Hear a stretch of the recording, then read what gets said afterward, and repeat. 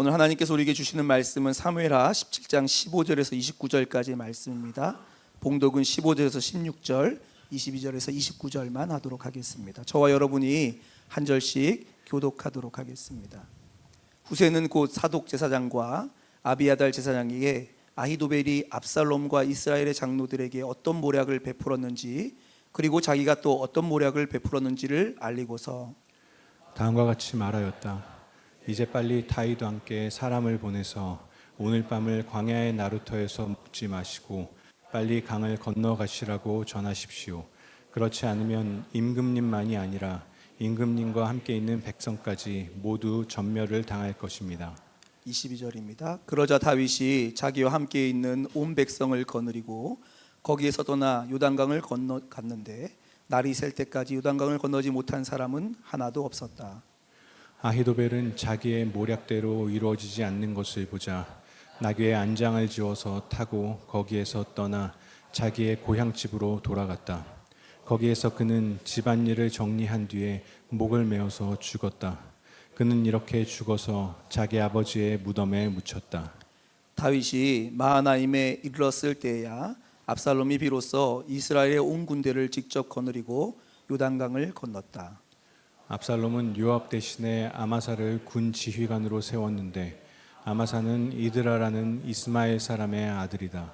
이드라는 나하스의 딸 아비갈과 결혼하여 아마사를 낳았는데 아비갈은 요압의 어머니 스루야의 여동생이다. 이렇게 온 이스라엘과 압살롬이 길르앗 땅에 진을 쳤다. 다윗이 마하나임에 다다르니 암몬 족속의 도성 라빠에서 나하스의 아들 소비가 찾아오고 로데발에서는 암미엘의 아들 마길이 찾아오고 로글림에서는 길르앗 사람 바르실레가 찾아왔다. 그들이 침대와 이부자리와 대여와 질그릇도 가지고 오고 밀과 보리와 밀가루와 볶은 곡식과 콩과 팥과 볶은 씨도 가지고 왔다. 다 같이 읽겠습니다. 그들은 그 많은 사람이 광야에서 굶주리고 지치고 목말랐을 것이라고 생각하고서 꿀과 버터와 양고기와 치즈도 가져다가 다윗과 그를 따르는 사람들에게 주었다. 아멘. 하나님의 말씀입니다. 다 함께 자리에 앉겠습니다. 제가 강단에 서지 못할 때마다 하나님께 기도하고 특별한 목사님들을 세워서 우리 다윗 공동체 함께 나누고자 하는 마음을 주셨는데요. 특별히 오늘 제가 어저께 오후에 귀국했기 때문에 오늘 말씀을 미리 부탁을 드렸어요. 누구에게 부탁드릴까 생각하다가 참 귀한 목사님이 있어서 오셔서 꼭 한번 말씀 나눠주시면 좋겠다라고 생각했는데요. 온라인 교회를 섬기고 계시는 강성훈 목사님입니다. 우리 나오실 때 여러분 환영하는 만큼 큰 박수로 환영해 주시기 바랍니다.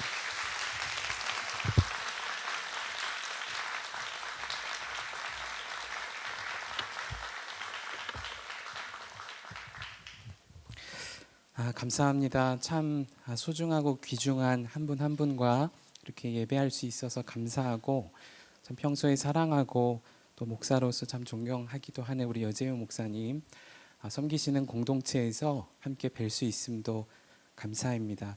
우리 좌우 앞뒤 계신 분들과 좀 인사하면 좋겠는데요. 이렇게 좀 인사하실까요? 당신은 하나님의 사랑받는 사람이십니다. 인사하겠습니다. 네. 찬양하는데 그 마음이 너무도 크게 부어져서 함께 인사하고 말씀을 나누고 싶었습니다. 제가 신학교를 다니던 시절에 사역을 하면서 주일 예배를 드리고 났는데 한 분이 저에게 찾아오시더니 대화를 하자 하시는 겁니다. 그분과 대화를 하는데 깜짝 놀랐습니다. 그분이 이런 얘기를 하세요. 예수님을 믿는 것은 좋은데 어떻게 예수님만 믿으며 살 수 있느냐는 것입니다. 여러분 중에도 그런 질문이 있는 분들이 분명히 계실 거예요. 나도 예수님 믿는 거 좋은데 어떻게 예수님만 믿으면서 살 수 있을까? 그러면서 이분이 하시는 말씀이 세상을 살아보지 않으셔서 말씀 가운데 믿음으로 살자 하시는 것이 아닙니까? 그렇게 질문하시는데 깜짝 놀랐습니다. 이분의 질문만이 아니라는 것을 제가 2017년에 있었던 한 기사에서 읽고 알게 됐습니다. 어떤 분이 한 기자와 인터뷰를 하시면서 자신의 고민을 이렇게 털어놓으셨대요. 누군가의 간증 시간에 예수님 없이 살 순 없지만 예수님만으로는 못 살겠다는 말이 전곡을 찔렀어요.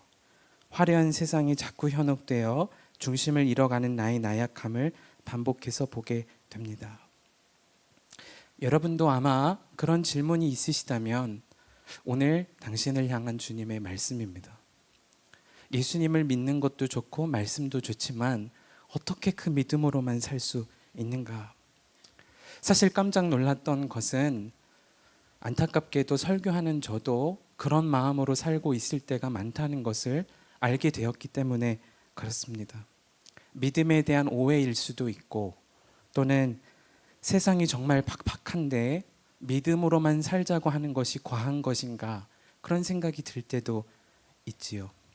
또는 예수님은 믿지만 세상에서 만족도 누리고 싶고 공동체에서 인정도 받고 싶고 그런데 어떻게 믿음으로만 살 수 있는가 그런 질문이 우리 가운데 있을 수 있겠습니다. 그래서 오늘 저는 이 말씀으로 함께 우리 속사람이 가지고 있는 질문에 답을 좀 해가려고 해요. 여러분 중에는 마음대로 살고 싶습니다. 표현은 하진 않지만 그렇게 살지 못하는 것 때문에 불행하다 여기시는 분이 계실 겁니다. 내 주변에 있는 사람들은 원하는 대로 사는 것 같고 SNS 피드만 봐도 내가 원하는 모습대로 사는 것을 보지요. 그런데 나는 그렇게 못 살아서 불행해요. 그런 마음 가진 분들도 계시죠. 또 여러분 중에는 예수님을 믿지만 공동체에서 받은 상처가 너무 큽니다. 그렇게 마음에 생각을 하고 계신 분들도 계실 겁니다. 심지어 사역을 하는 자리에 있으면서도 하나님의 나라를 세워가는 자리에 있는 귀한 리더십 가운데 있을지라도 그런 고백을 하신 분이 계실 겁니다. 여러분, 정말 예수님을 믿으며 사는 것 불가능한 일일까? 만일 여러분 중에 내 원대로 못 살아서 괴롭습니다. 그런 마음이 있으시다면 사실 자연스러운 일이라는 것을 알아야 합니다. 그건 정말 자연스러운 일이에요. 내가 원하는 대로 되지 않는 것은 사실 너무도 자연스러운 일입니다. 한번 생각을 해보시죠. 어떤 한 상담학자가 사람은 태어나서 죽을 때까지 상실하는 삶을 산다 그랬습니다. 한번 점검해 볼까요? 아이는 태어나서부터 가장 안전하고 흡족했던 어머니의 태중에서 그 태중의 안락함을 잃어버리는 상실을 하지요. 그 아이는 자라면서 꿈을 꾸게 되지만 현실의 벽 앞에서 자신의 꿈을 빼앗기는 상실을 경험하게 될 겁니다. 이 아이가 학교를 진학할 때는 어떨까요? 저 학교에 진학하고 싶은데 그 학교에 진학하지 못하는, 그러나 누군가는 아주 기분 좋게 그 학교를 진학하는 상실을 만나게 될 겁니다. 청년의 때는 어떻지요? 취업 원하는 직장이 있는데 그보다 못한 직장에 들어가야만 하는 상황에 있을 때, 또는 아직도 취업이라는 것이 대단하게 소원은 되지만 되어지지 않을 때 큰 상실을 경험하잖아요. 행복한 결혼은 어떻고 결혼 이후의 삶은 어떻죠? 이제는 좀 살만하겠다 그런 생각이 들 때 노년에 계신 분들은 자녀들이 출가하는 상실의 경험을 겪습니다. 그때만 그렇습니까? 이제 우리 두 부부끼리 잘 살 수 있겠다 그런 마음이 들 때에도 누군가 사랑하던 배우자가 먼저 상실, 사별하는 아픔을 겪지요. 그러므로 여러분, 일반적인 삶은 상실의 연속이라면 내가 원하는 대로 살지 못하는 것은 어쩌면 누군가에게, 아니 모든 사람에게 주어진 자연의 섭리라고도 할 수 있을지 모릅니다. 그런데 여러분, 우리가 믿음으로 살 때 좀 더 괴롭고 힘든 일이 뭐지요? 우리의 일상도 그런 상실의 연속인데 일반적이지 않은 상실을 만날 때입니다. 가령 사랑하던 친구가 나를 배신할 때, 이해할 수 없는 말들이 공동체 안에서 나를 향한 오해가 될 때, 그토록 기도도 열심히 하고 성실하게 살았지만 내가 원하는 것은 전혀 이루어지지 않는 상실을 경험할 때, 그리고 사랑하던 사람으로부터 위협을 받을 때, 사실 이것은 비일반적이지만 오늘 성경에서 함께 살펴볼 다윗의 이야기고 저와 여러분의 이야기이기도 합니다. 저는 오늘 말씀을 묵상하면서 오늘 본문 가운데 등장하는 그래서 두 사람의 초점을 맞추고 그와 같은 삶을 살아갈 때 겪는 아픔은 무엇일지, 진짜 전적으로 하나님을 의존하여 사는 것은 불행한 것인지를 한번 점검해 보려고 하는 겁니다. 여러분 준비되셨나요? 점검해 보실? 아멘이시죠? 감사합니다. 제가 온라인 교회를 섬기면서 모니터 앞에 서 있다가 현장에 계신 분들을 뵈니까 소통하고 싶어서 막 신나요. 그래서 감사를 드립니다. 오늘 말씀에 보면 아히도벨이라는 사람이 등장해요. 그는 아주 지략가였습니다. 사람들에게 인정받는 자리에 있던 사람, 국가 권력으로부터 안정된 사회 어떤 질서 안에 살았던 사람, 그에 따르는 부와 권력과 그리고 안정감이 있던 사람이죠. 여러분, 그런 사람이 되면 행복하지 않겠습니까? 생각해 보세요. 돈도 있어요, 명예도 있어요, 인정도 받아요. 내가 원하는 정책은 다 반영해 줘요. 얼마나 행복한 삶입니까? 그런데 조금 더 그의 인생을 가까이 들여다보면 그의 인생에는 참 비극적인 포인트가 있어요. 어떤 사람이 말하기를 인생은 멀리서 보면 희극이고 가까이서 보면 비극이라 했던 것처럼 아히도벨의 마음속에서도 누군가에게 꺼내놓지 못하는 비극적인 삶이 있었음을 알게 됩니다. 안타까운 것은 그 과거의 삶을 여전히 살아가는 오늘의 선택의 기준이 되어서 그것으로 인하여 잘못된 결정을 하게 되는 겁니다. 오늘 아히도벨은 스스로 목숨을 끊어요. 21절로 23절입니다. 그들이 돌아간 뒤에 그 두 사람이 우물 속에서 올라와 다윗 왕에게 가서 이 소식을 전하였다. 그들은 다윗에게 아히도벨이 다윗 일행을 해치려고 어떤 계획을 세웠는지를 알리고 어서 일어나서 강을 건너라고 재촉하였다. 그러자 다윗이 자기와 함께 있는 온 백성을 거느리고 거기서 떠나 요단강을 건넜는데 날이 슬 때까지 요단강을 건너지 못한 사람은 하나도 없었다. 아히도벨은 자기의 모략대로 이루어지지 않는 것을 보자 나귀 안장을 지워서 타고 거기에서 떠나 자기 고향집으로 돌아갔다. 거기서 그는 집안일을 정리한 뒤에 목을 메어서 죽었다. 그는 이렇게 죽어서 자기 아버지의 무덤에 묻혔다. 여러분, 그는 대단한 지략가라 그랬잖아요. 그는 나라로부터 보장받는 신분에 있던 사람이고 부와 권력이 있던 사람입니다. 모든 정책 결정에서 아주 우선순위 될 정도로 인정을 받던 사람이에요. 그런 행복한 자리에 있었던 그가 한 번의 인정을 받지 못한 사건 때문에 왜 죽음을 택하게 되었을까? 사실 그의 인생을 조금 더 깊이 조명해 보면, 들어가 보면 그의 마음속에는 인정받고 싶어하는 욕심 외에도 분노가 있었음을 알게 돼요. 그의 사랑했던 손녀가 밧세바입니다. 여러분, 밧세바가 누구지요? 다윗으로부터 가정을 빼앗기고 그리고 그렇게 괴로운 순간을 만났던 사람이 밧세바잖아요. 어쩌면 그가 계속해서 지략적으로 성장해 가고 나라의 권력을 받을 수 있었던 동기가 분노와 상처 때문이었을지도 모릅니다. 그리고 아주 결정적인 그 순간에 다윗을 한 칼에 죽일 수 있는 기회를 가장 정확하고 적확한 지략으로 내세웠는데 부정당했어요.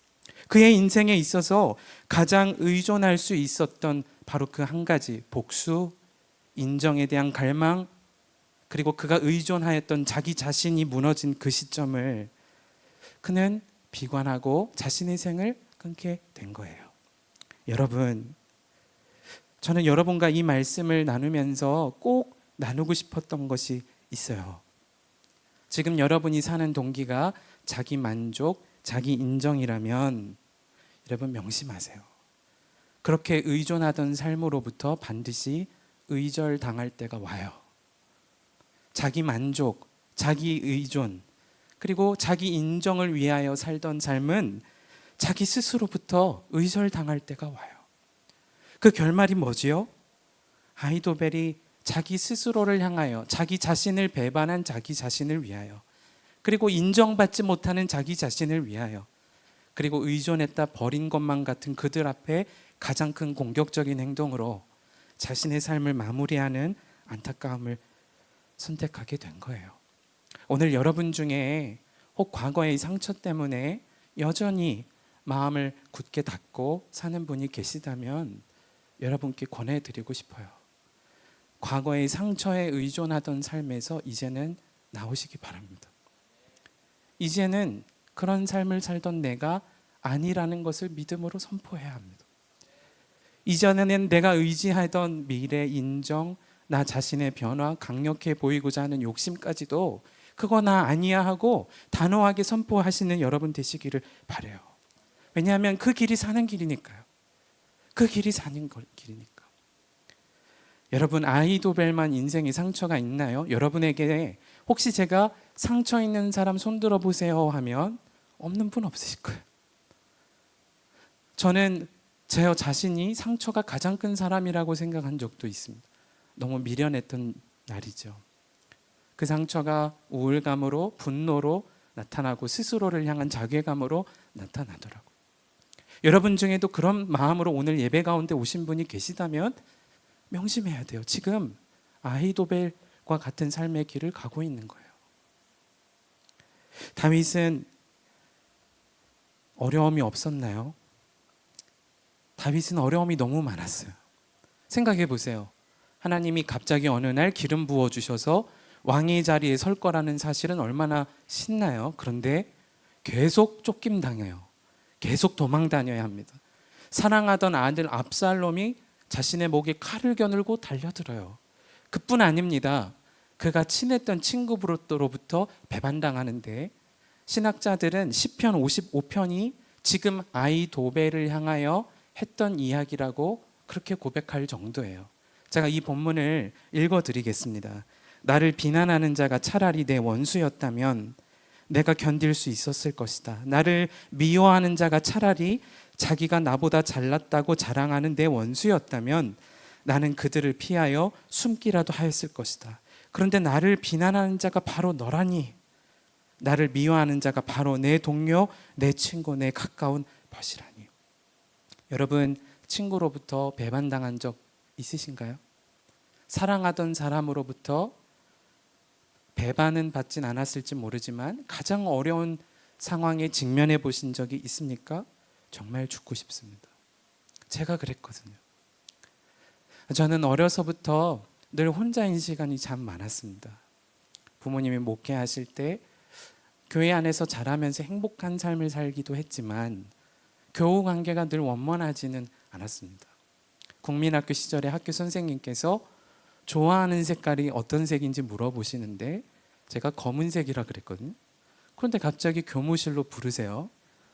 전교생 중에 검은색을 좋아하는 국민학생은 너밖에 없대요. 그리고 이제 상담 모드로 들어가세요. 뭔가 문제가 있는 것처럼. 그런데 사실 제가 바라보는 세상은 그렇게 어두운 세상이었거든요. 사람의 관계는 늘 어그러지고 친구들과 어떻게 교제해야 될지는 도무지 모르겠고 믿었던 교우는 저를 공개적인 자리에서 망신을 주기도 하고 정말 다윗의 심정을 조금이나마 공감할 것만 같습니다. 여러분 중에도 그런 분이 계시다면 오늘 아히도벨이 갔던 길 말고 다윗의 길을 한번 주목해 보시기 바랍니다. 다윗은 그런 상황 가운데 있을 때 그 감정에 자신을 의존하지 않습니다. 다윗은 그런 상황 가운데 있을 때 자기 자신을 의존했던 것도 아니에요. 그가 누구를 의존했나요? 하나님이세요. 그가 의존했던 분은 철저히 하나님이십니다. 그가 살 수 있었던 유일한 길은 자기 의존에서 벗어나서 세상을 의존하던 길에서 벗어나서 하나님을 의존하는 자가 되었던 것입니다. 어떻게 알지요? 오늘 말씀에 그 답이 있어요.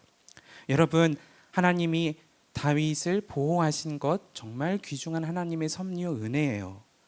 여러분이 아마 말씀 가운데 많이 들으셨을 겁니다. 아히도벨의 계략을 안 택하고 후세의 계략을 택한 것도 하나님의 섭리였어요. 여러분, 한 가지만 놀라운 일이 있어도 대단하잖아요. 거기서 끝나지 않아요. 도망가는데 요나단과 아하스라는 사람을 하나님이 곁에 두셔서 그 일을 듣게 하세요. 쫓아온다고, 빨리 강을 건너시라고. 그것도 귀한 일인데 그 이야기를 듣기 위하여 이 두 사람이 가던 길에 압살롬의 한 사람에게 발각되거든요.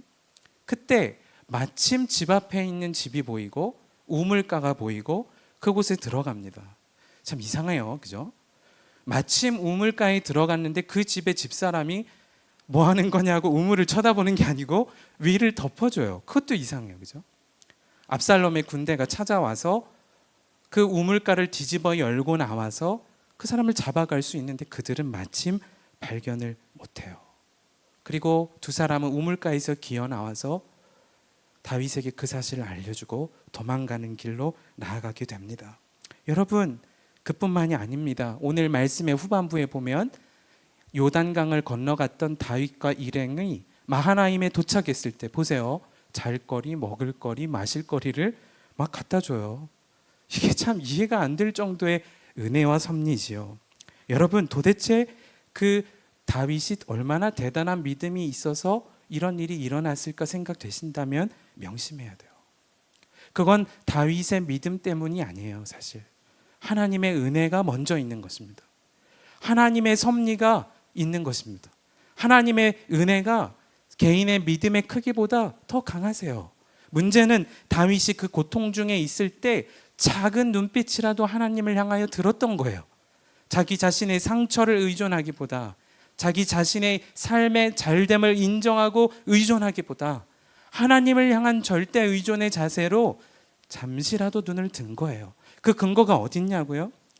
시편 42편 5절로 6절이 오늘 이 본문 가운데 요단강을 건넜던 다윗이 쓴 고백이라고 알려져 있어요.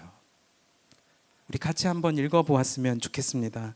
내 영혼아, 내가 어찌하여 낙심하며 어찌하여 내 속에서 불안해하는가? 너는 하나님께 소망을 두라. 그가 나타나 도우심으로 말미암아 내가 여전히 찬송하리로다. 내 하나님이여, 내 영혼이 내 속에서 낙심이 되므로 내가 요단 땅과 헤르몬과 미살산에서 주를 기억하나이다. 아멘. 여러분, 낙심이 일어날 때 낙심 자체를 자책하기보다 그 가운데 계시는 주님을 향한 믿음을 드시기를 축복합니다. 나 자신을 의존하는 것에서 과거의 상처와 현재의 아픔을 의존하기보다도 그 가운데 크신 은혜로 지키시는 주님께 믿음의 눈을 드시기를 축복합니다. 철저히 그분을 의존하는 삶은 그러므로 믿음만 가지고 사는 것이 불가능한 것보다도 믿음으로 살기에 주님의 도우심을 경험하는 은혜를 맛보게 하시는 것입니다. 사랑하는 여러분, 다윗은 죄인이었잖아요.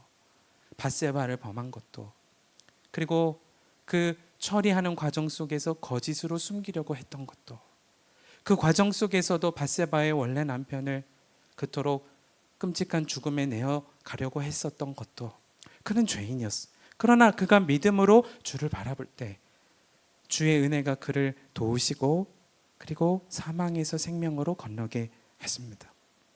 여러분 중에는 목사님, 저는 과거의 어떤 문제보다 지금 직장과 가정과 하나님 나라를 세워가는 일이 급합니다. 그 메시지가 저에게는 더 중요합니다 하시는 분들도 계실 거예요. 여러분, 그러나 그 가운데서도 낙심할 일은 만날 수 있어요. 다윗이 기름 부음을 받고 하나님의 나라를 세우는 사명을 받았지만 낙심을 만났던 것처럼, 그때 여러분 기억해야 할 메시지입니다. 우리가 의존할 분은 주님이시라는 것. 철저히 주님께 의존하고 나가는 사람은 하나님의 은혜로 주님이 붙드신다는 것. 여러분, 과거의 상처에 매여 있던, 그리고 지금의 거절당한 그 좌절감에 있었던 아히도벨은 자신의 삶을 끊고야 말았어요. 그러나 하나님을 신뢰함으로 갔던 다윗은 생명의 길로 갑니다. 왜 그런 차이가 일어났는가? 믿음 때문이라니까요. 실제로 여러분, 예수 그리스도가 오신 것 밧세바의 후손으로 오시잖아요. 하나님은 우리의 좌절의 순간 믿음으로 든 그 자리를 은혜를 경험하는 간증의 자리로 바꾸십니다. 간증은 갑자기 일어나는 특별한 기적이 아닙니다. 좌절되고 의존하던 것으로부터 거절당한 그 순간 믿음으로 주를 바라보고 믿음으로 주님이 은혜 가운데 붙들어 주신 그 자리가 우리의 간증의 자리가 되는 거예요. 여러분 모두가 그런 삶을 살아가시게 되시기를 정말 축복하고 싶은 겁니다. 저는 군 생활을 하면서 최전방에서 훈련을 받다가 수술을 받고 최후방에 있는 국군 부산병원으로 후송된 적이 있어요. 지금도 평생 한쪽에 심을 받고 살아야만 합니다. 젊은 시간 날에 얼마나 좌절이 되든지 수술 받기 전의 시간이 참 우울하고 미래에 대한 염려, 과거로부터의 어떤 상처, 현재로부터의 고통이 저를 계속해서 괴롭게 했습니다. 제가 할 수 있는 것이 없어요. 그저 군 병원에 있었던 전화 부스로 가서 전화기를 들고 아버지께 계속 전화하는 거예요. 한마디도 못하고 그저 수화기 너머에 아버지의 목소리를 듣고 주체할 수 없는 불안감을 달랬던 겁니다. 어떤 날에 아버님이 저를 위로하시면서 이런 얘기를 하셨어요. 어떻게 하니 성은아, 내가 도와줄 수 있는 것이 없구나. 좌절되었습니다. 그런데 그 순간 주님이 제 마음 가운데 오히려 진짜 소망을 바라볼 도전을 주셨어요. 작은 믿음일지라도 하나님은 그것을 의롭게 여겨주시고 저를 살려주신 것입니다. 실제로 후송된 병원이 얼마나 두려움을 저를 밀어넣었는지 이 예배당보다 조금 더 큰 공간에 베드로 다 가득 차 있어요. 그리고 수술받고 후송된 병사들이 다 누워 있는 겁니다. 얼마나 우울한 분위기가 있을지 상상이라도 한번 해보세요.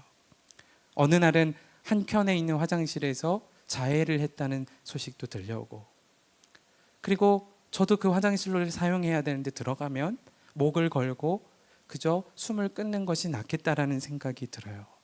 여러분, 죽는 것이 사는 것보다 낫겠다라는 생각 들어본 적 있습니까? 정말 그럴 때가 인생에서는 오더라고요. 저의 건강도 잃고 이런 몸 상태로 나가면 나는 뭐하나 좌절이 사로잡았을 때가 그때 저의 모습이었습니다. 실제로 군대에 입대하기 전에는 사역하면서 인정도 받고, 그리고 그것이 저에게 행복을 주는 사역이라고 생각했어요. 그러나 그것을 다 잃었을 때 저의 모습은 정말 좌절 덩어리 그 자체였습니다. 마치 아이도벨처럼 과거의 상처에 묶여서 사람의 인정을 갈구하고 그렇게 소망이 끊어졌을 때 죽음을 생각했던 것이 꼭 저의 모습이라는 것이 생각이 들었어요. 여러분, 그때 하나님이 얼마나 감사한지 오늘 본문에 다윗을 도와주었던 마길과 바르실레아 같은 사람을 주님이 붙여주셨어요. 한 병사가 저에게 오더니 히브리서 11장 6절을 펴서 보여주면서 위로하기를 원한대요. 화가 났습니다. 나 신학했고 사역하다가 아빠 목사님이야. 네가 뭔데 날 말씀으로 위로해?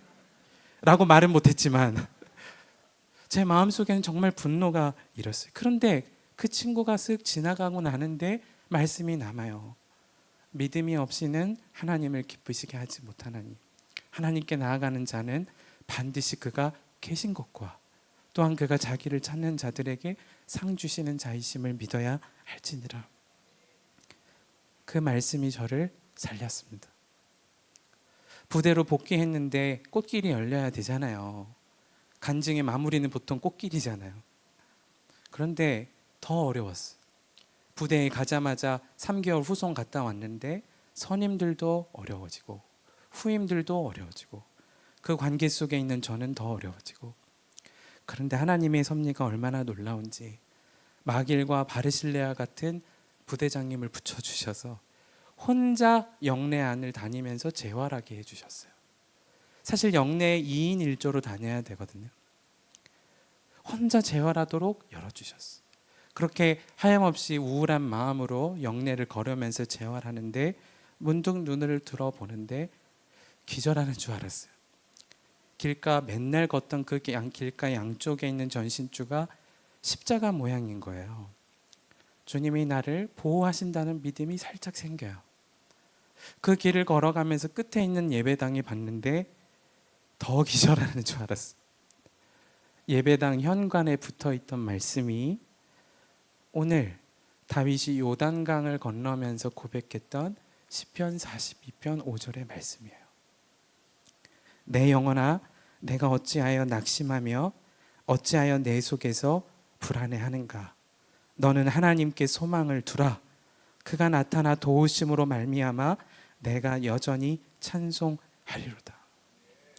저는 그때 명확하게 붙잡은 이 말씀을 지금도 일상을 살며 마주하는 좌절의 순간에 꺼내어 고백하면서, 지금도 비일반적인 일상에 찾아오는 상실 앞에서도 이 말씀으로 주님을 의지해요.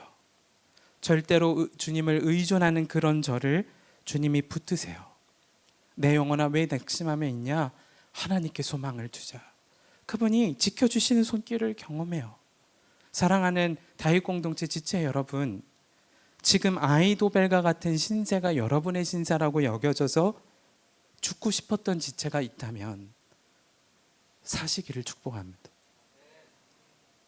과거의 상처뿐 아니라 오늘이 좌절되어서 낙심 가운데 있는 분이 계시다면 다윗이 의존하였던, 아니 의존할 만하신, 그렇게 우리를 지켜주시는, 능히 섭리 가운데 붙들어 주시는 하나님의 손을 붙잡게 되시기를 축복해요. 여러분, 그러면 어린아이가 힘들 때 엄마 품에 안기면 눅 놓듯이 어려움이 사라지는 것처럼 주님이 살게 해주세요. 그리고 일으켜주세요. 제가 그런 삶을 살았다니까요. 다윗이 그 하나님을 향하여 선포했을 때 우리랑 다른 하나님 믿은 거 아니에요. 하나님 눈에 안 보이십니다. 하나님이 계시면 내게 왜 이런 일이 일어날까? 그렇게 말할 법한 일들 투성이잖아요. 그러나 다윗은 그 하나님을 바라볼 때 주님이 지켜주세요. 다윗이 들어갔던 동네 이름이 마하나임입니다. 이 말을 다시 번역하면 두 군대라는 뜻이고, 성경 다른 곳에서는 하나님의 군대라 표현을 합니다. 압살롬의 군대와는 비교할 수 없는 하나님의 군대 안으로 그가 들어가 하나님의 안전함을 누려요. 거기서 소길도 만나고, 그죠? 마길도 만나고, 바르실레도 만나고, 하나님이 먹을거리, 입을거리, 쉴거리를 제공해 주셔요. 그리고 안전함을 누리게 된 겁니다. 사랑하는 여러분, 오늘부터 전적으로 주님을 믿어보기로 결단해 보세요. 더 이상 믿음만으로는 못 산다가 아니고, 믿음 없으면 못 사는 세상이기에 전적으로 하나님을 의존해 보세요. 사역을 할 때에도, 가정의 자리에서도, 일상에서도, 직장에서도 전적으로 주를 바라보는 삶을 살아보세요. 주님이 여러분을 기이한 손길로 도우시고 보호하시고 감싸 안으시고 그리고 반드시 살게 하실 것입니다. 이 시간 우리 그 주님을 의지하면서 한 번에 합심하여서 기도하도록 하겠습니다. 여러분, 지금 여러분이 의지하는 것이 무엇입니까? 여러분의 잘 꾸려가는 미래의 어떤 것입니까? 상실할 날이 와요. 여러분이 의존하던 어떤 사람이 있습니까? 그 사람 상실하게 되는 날 반드시 와요. 여러분이 지금 의지하고 기대고 있는 것이 과거에 극심히 받은 상처입니까? 그 상처는 여러분을 지켜줄 수 없어요. 우리를 살게 하시고 일으키시고 달려가게 하시고 안전하게도 하시고 그 나라를 세워가게 하시는 분은 오직 주님이십니다. 이 시간 기도할 때 이렇게 기도했으면 좋겠습니다. 주님, 나의 지혜와 세상의 자랑, 인정을 의존하던 삶에서 돌이키기를 원합니다. 오직 주님을 의존하며 따라가며 살아가게 하여 주옵소서. 삶을 포기하지 않고 주님을 의존하며 매일을 걸어가는 우리 모두가 되게 하여 주옵소서. 우리 다 함께 주여 한번 부르시고 통성으로 기도하겠습니다. 주여. 살아계신 아버지 하나님, 그렇습니다. 아버지 하나님, 주님의 역사하심을 구합니다. 하나님, 그렇습니다. 우리가 우리 스스로를 의지하고 세상을 의지하고 우리가 원하는 어떤 지점을 의존했었던 삶에서 이제는 돌이켜서 오직 철저히 주님을 의지하고 주님을 의존하고 그렇게 주님과 함께 살아가기를 결단하기를 원합니다. 하나님, 지금 죽고 싶었던 자가 있다면 살게 하여 주소서. 지금 주님을 바라보게 하시고 지금 주님의 손을 붙잡게 하시고 그렇게 살게 해주소서. 한 사람 한 사람을 살게 하시는 놀라우신 주님, 지금 주님께 전적으로 의존하여 믿음 없이는 살 수 없는 세상에서 주님의 손을 붙잡고 주님을 의지함으로 주 안에 안전함을 누리고 사는 놀라우신 은혜의 역사가 하나님 다윗 공동체 모든 지체 가운데 있게 하여 주소서. 오 주 하나님 역사하실 주님을 믿습니다. 오 주 하나님 역사하소서. 우리 가운데 그 일을 이루어 주소서. 한 사람 한 사람을 은혜로 붙드시고 한 사람 한 사람을 보호하시고 한 사람 한 사람을 살게 하시는 하나님의 놀라우신 은혜의 역사를 보게 하여 주소서. 아이도벨의 길로 가지 않게 하시고 다윗을 붙드신 주님과 함께 그 길을 걸어가는 다윗과 같이 하나님 그 길을 가게 하여 주소서. 오 주여 붙들어 주소서. 주의 은혜로 붙들어 주소서. 오 하나님 역사하실 주님을 믿습니다. 가정에서 일터에서 하나님 그 일을 이루어 주옵소서. 살아계신 하나님, 우리가 의지했던 모든 것이 헛된 것임을 주 앞에 고백하였습니다. 이제는 오직 전적으로 주님을 의존하며 살게 해 주소서. 나의 노력으로 되지 않는 일도 만날 것이고 우리의 인생 자체가 상실하는 아픔에 계속될 것이지만 우리는 우리의 유일하신 소망이신 주님을 전적으로 의존하며 나아갈 것입니다. 그런 삶에 도우시는 하나님을 만난 간증으로 가득한 다윗 공동체 한 사람 한 사람의 삶이 되게 하여 주옵소서. 오늘 예배 가운데 위로가 필요한 이에게 위로를 주시고 돌이켜야 되는 회개가 필요한 지체에게는 회개의 역사도 일어나게 하소서.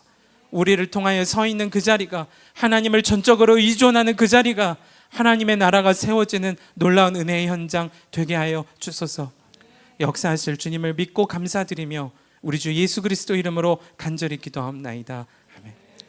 이 시간 자리에서 일어나셔서 함께 봉헌 찬양하도록 하겠습니다.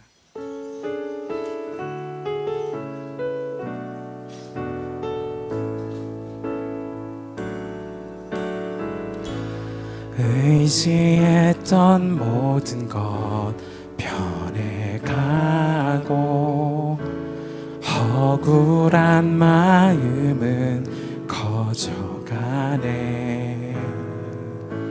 부끄럼 없이 살고 싶은 마음 주님 하시네. 모든 일을 선으로 이겨내고 모든 일을 선으로 이겨내고 죄의 유혹을 따르지 않 나를 구원하신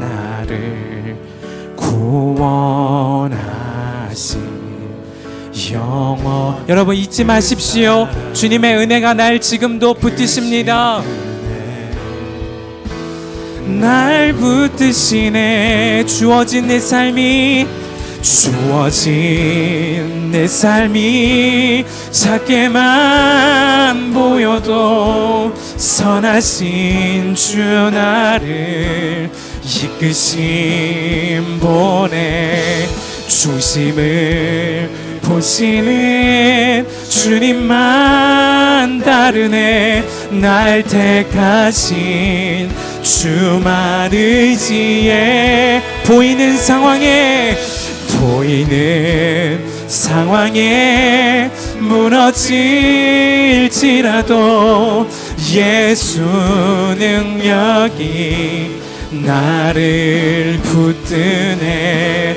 보이지 않아도 주님만 따르네. 내 평생 우리 의존할 만하신 주님께 두 손 높이 들고 고백하십시다. 주어진 내 삶이 작게만 보여도 선하신 주 나를 이끄심. 아멘. 중심을 보시는 주님만 따르네. 날 택하신 주만 의지해. 보이는 상황에 무너질지라도 예수 능력이 나를 붙드네. 보이지 않아도 주님만 따르네. 내 평생 주님을 노래하리라. 이제는 우리를 죄에서 구원하신 우리 주 예수 그리스도 십자가 대속의 은혜와 우리를 사랑하시되 한 사람 한 사람을 지키시고 믿음을 주시며 그리고 당신의 나라를 이루어가며 당신의 나라에 들어가도록 역사하시는 하나님 아버지의 극진하신 사랑하심과 지금도 우리와 함께하여 주셔서 우리를 보호하시고 우리 가운데 선한 마음을 주시고 믿음을 일으켜 주시는 성령 하나님의 내주 교통 충만하심이 오늘 예배를 드리며 예물을 드리고 시간을 드리고 마음을 드리고 삶을 드리고 그리고 이제는 주님의 전적으로 의존한 삶을 살아가기로 결단하는 주님 사랑하시는 모든 다윗 공동체 지체 한 분 한 분과 저들이 살아가는 가정과 일터와 학교와 모든 현장 가운데 이제로부터 영원까지 함께하여 주시기를 간절히 축원하옵나이다. 아멘.